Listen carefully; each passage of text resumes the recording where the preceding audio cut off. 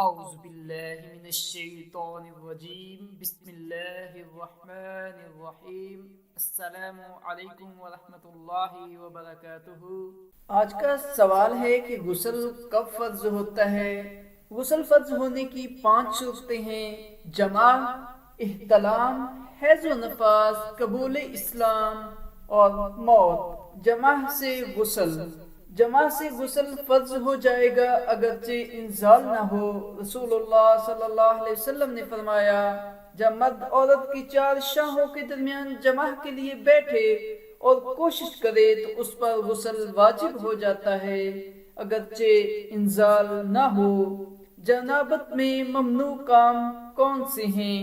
حالت جنابت میں نماز اور طواف بیت اللہ ممنوع ہے اور یہ کرنا منع ہے کیونکہ ان کے لیے طہارت شرط ہے۔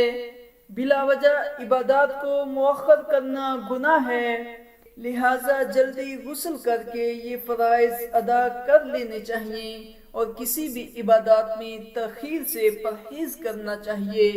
ان سوالات کے جوابات کو صدقہ جاریہ سمجھتے ہوئے دوسروں تک ضرور پہنچائیں تاکہ دوسرے بھی اس سے فائدہ اٹھا سکیں۔ جزاک اللہ۔